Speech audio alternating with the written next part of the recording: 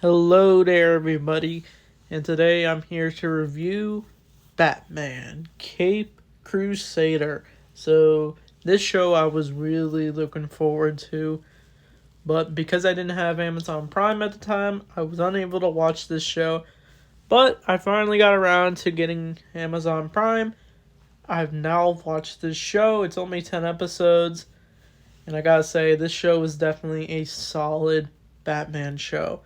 I don't see a lot of too many people talking about this show, but what I really love about this show is that it is made by the team behind the Batman animated series.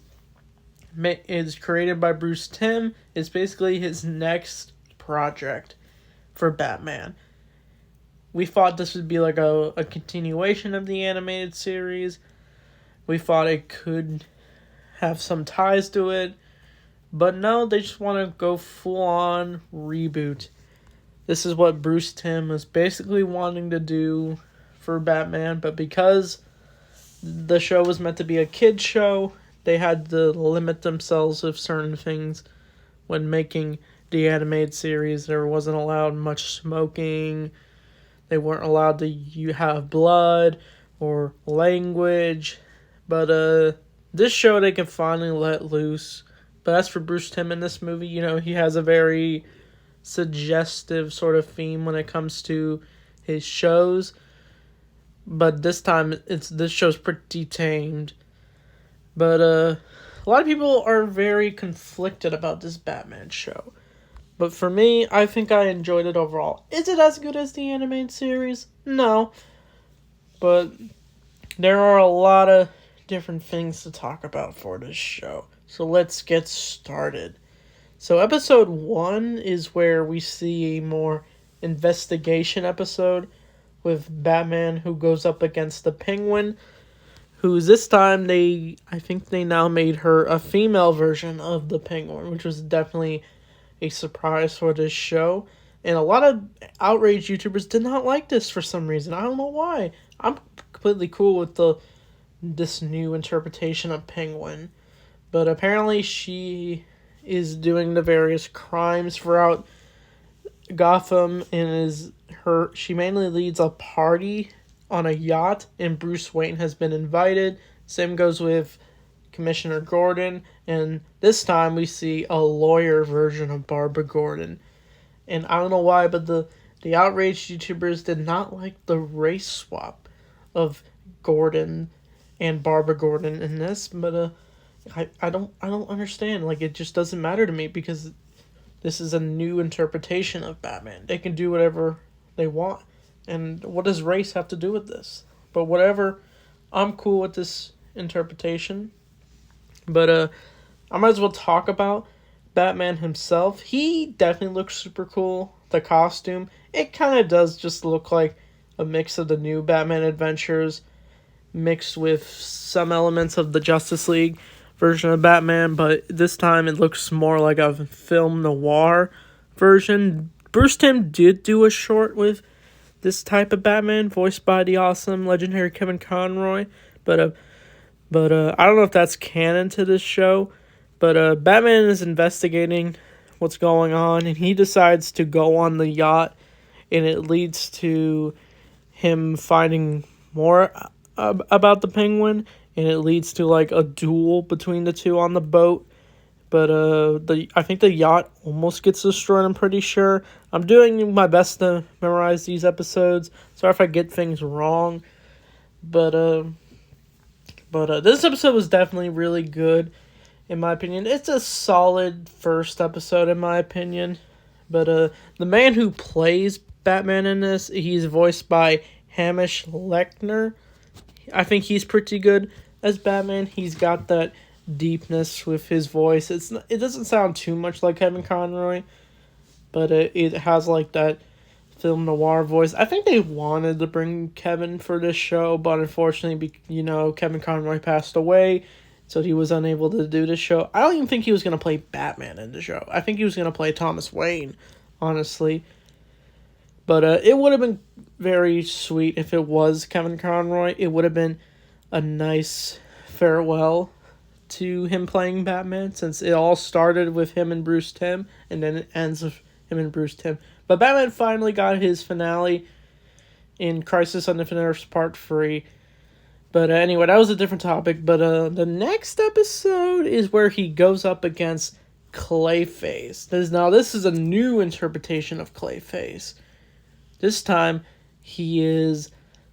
ends up becoming a serial killer who wears like darker clothes, a scarf, and he apparently was experimented on, and he apparently was trying to get a good acting role, but because of his face being disfigured, he was unable to get a role.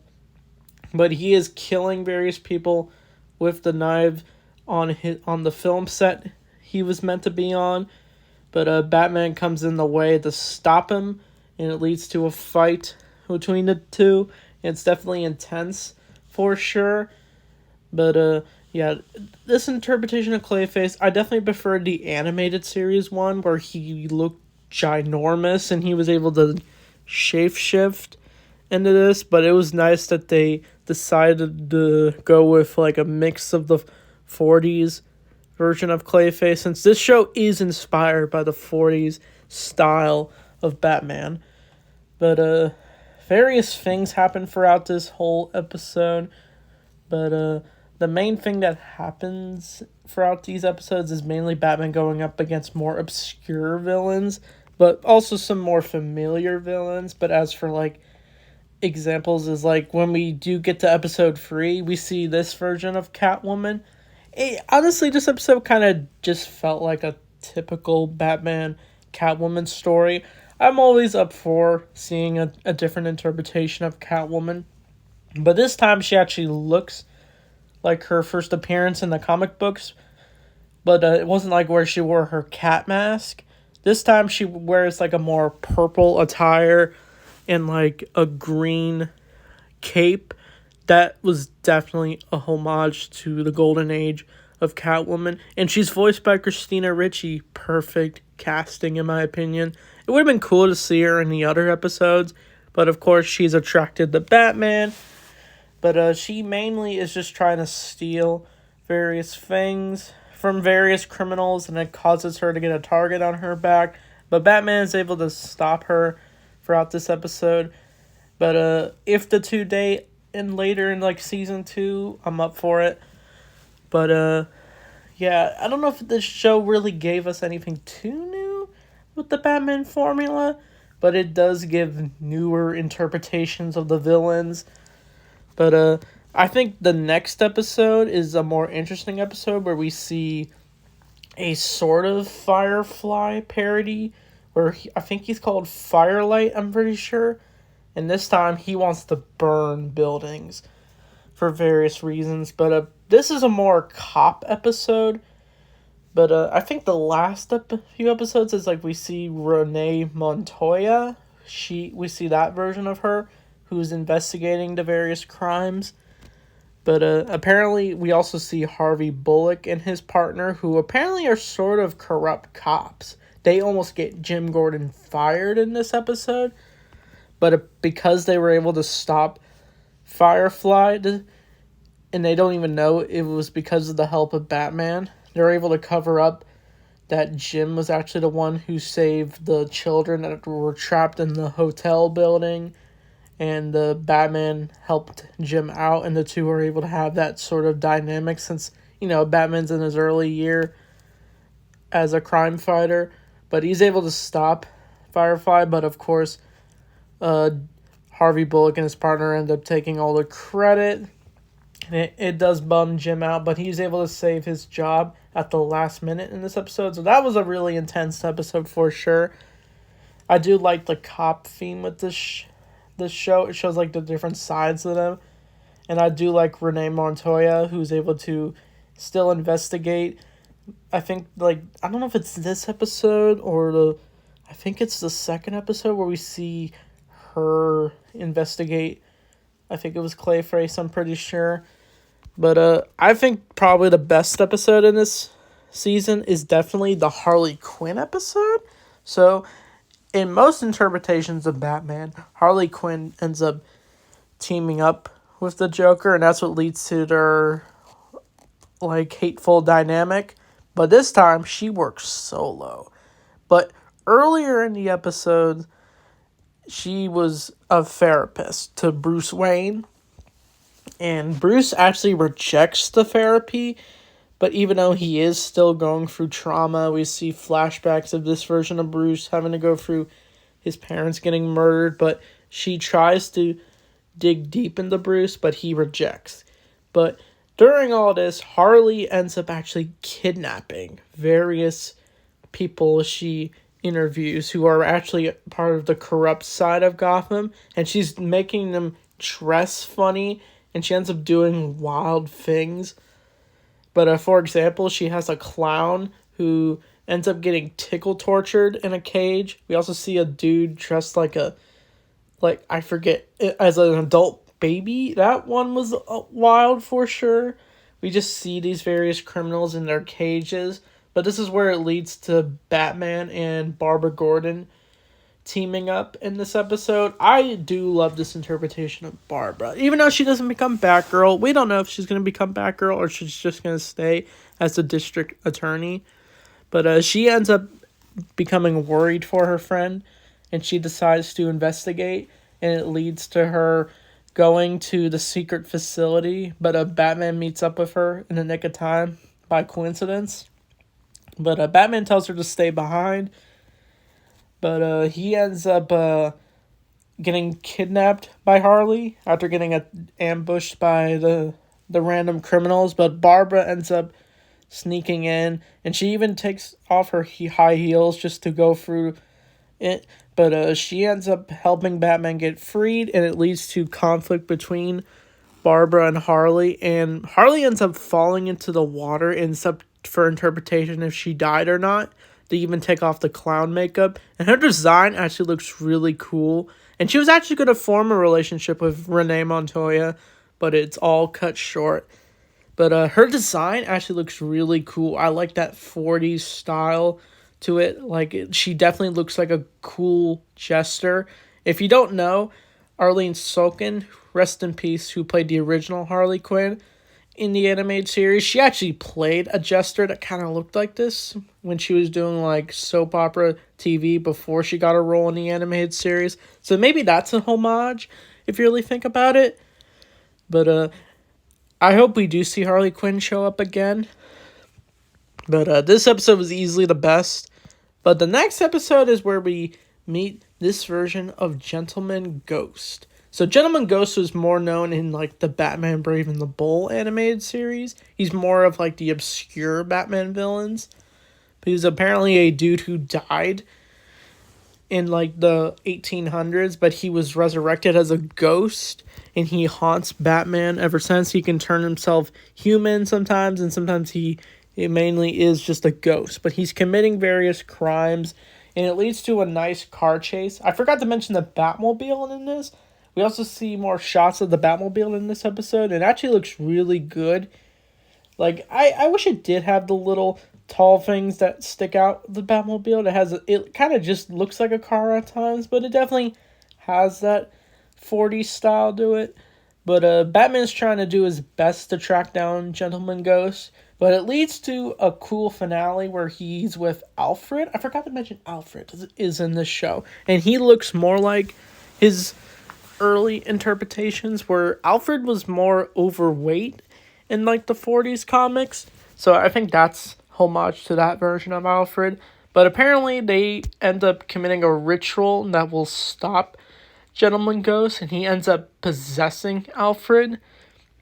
But Batman does his best to free Alfred from the control, and he almost thought he lost Alfred, but of course Alfred is fine. He's able to trap Gentleman Ghost, and he ends up meeting up with one of Gentleman Ghost's friends, and he is now trapped in a bottle. And who knows if he'll come back or not. We'll just have to wait and see. But this episode was definitely interesting for sure. But the next episode is definitely better than this episode for sure. This is where Jim Gordon is actually revealed to be a target by Deadshot. We see that version of Floyd Lawton. He ends up almost getting assassinated in this episode, but apparently various things are happening throughout this whole episode. But Jim ends up getting taken to protection at some old house of his family's with the help of Barbara and Renee Montoya. But they are ambushed by Deadshot and his goons, and it leads to like a big firefight in the house. But Batman ends up showing up at the last minute, and he ends up helping out. But it's actually revealed that Deadshot really wanted to go after Barbara Gordon because she apparently caused him to get sent to prison. And we see more of like Barbara's compassion throughout this show. We see that she has compassion for her clients, but there are some clients she just does not have compassion for at all. No matter what she does to do her best. It depends of how cruel the crime is, really. But I think Batman's able to stop Deadshot, and it causes a good bond between Batman and the Commissioner, and they leave on good terms. But that episode was definitely decent for sure. But we see a more... in the last few episodes is about Harvey Dent, sort of. Because he's running for mayor, and he's voiced by Diedrich Banner, who played Batman in the Brave and the Bold show, which was nice. I think he's a good choice for Two-Face. He has that charismatic, like, cheerfulness with his Harvey Dent voice. But the next episode is definitely a controversial one, because we see a more interesting side to the Batman lore. It's about this little girl who has the ability to drain like essence from little kids, and we see all of the Batman sidekicks but as little kids. We see a younger Dick Grayson who has that like little boy style to him with how he looked in the animated series, and we learn about Robin's origin. We see Stephanie Brown, we see Carrie Kelly, Jason Todd even. And some people could be taken... My friend from online, he was a bit taken aback how all these Robins are all put into an orphanage. And they're all like a group who want to help Batman out. But because they're little kids, Batman is not going to recruit them as sidekicks. But apparently this girl is like draining all of their essence. And it all takes place at like a fair. And Bruce is there, and once he starts to see the kids are going missing, he decides to investigate as the Batman. But he ends up teaming up with Carrie Kelly, who has a slingshot, and she's from like the Dark Knight Returns comic book, but we see her as a little kid. But apparently, when Batman does track down the girl who's been doing all this, he almost gets his essence drained out in the woods, but Carrie ends up helping Batman out. And it leads to Batman able to stop her. And it's actually revealed that her brother was trying to find a way to cure her from her disease she's dealing with. That's the reason why she has her power. And he apparently performs magic tricks, which he was shown earlier in the episode when he performed it in front of like the audience. And they thought it was just some funny joke. But it's actually more sinister. And he ends up dying because his sister ends up killing him by dropping some rubble on him. But he dies telling Batman the information. But once this girl is captured, everything comes back to normal. All the kids get their essence back.